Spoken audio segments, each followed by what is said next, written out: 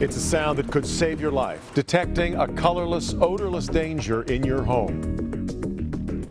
There's a reason they call carbon monoxide a silent killer. The loss of the Caserano family in Fenton has been a tragic reminder of that. A father, a mother, and 4 children, all killed, likely by carbon monoxide poisoning. Just heartbreaking, Devin. The family had a generator running in the basement and no working carbon monoxide detector.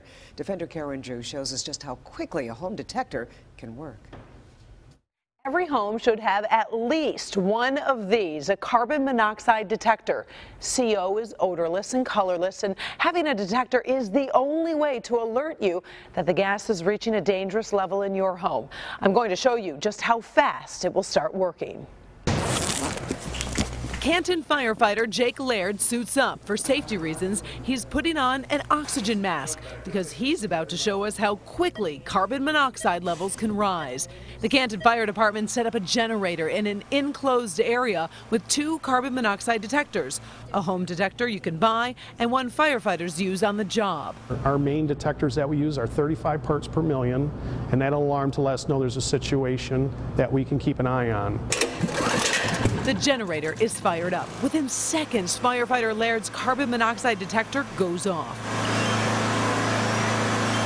I was surprised by the findings that the CO readings climbed as fast as they did, and our alarm went off in 20 seconds. That's right, just 20 seconds. But remember, the department's detector is set to go off at just 35 parts per million. According to the user manual, our home carbon monoxide detector will sound its alarm within 10 to 50 minutes if carbon monoxide levels rise above 150 parts per million. If levels reach 400 parts per million or higher, it will go off between 4 and 15 minutes.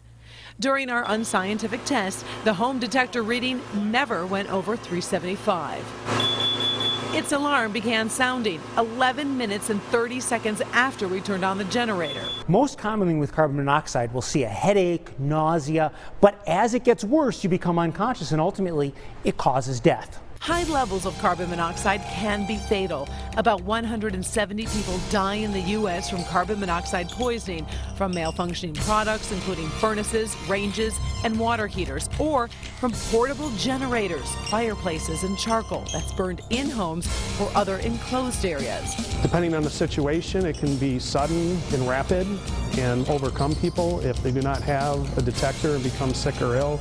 The National Fire Protection Association says at 200 parts per million, you'll start to feel a headache after 2 or 3 hours of exposure.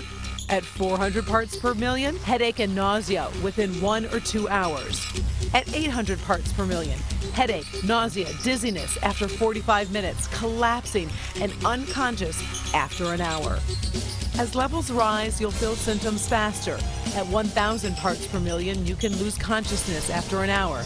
At 3,200 parts per million, you can collapse within 30 minutes of exposure. Home detectors are very good because usually it's not an overwhelming amount of carbon monoxide. If the detector goes off, you have time to get out. But if something were to go wrong with your furnace equipment, your water heater, your exhaust equipment like the flue outside, that could cause carbon monoxide leak inside your residence that you would not be able to detect with your nose. So here's what you need to know. You need to install carbon monoxide alarms on each level of your home, including outside each separate sleeping area. Make sure vents for the dryer and furnace, stove and fireplace are clear of debris, including snow buildup after a storm. And also remember, carbon monoxide detectors have expiration dates, so make sure to check yours. I'm Karen Drew, Local 4 Defenders.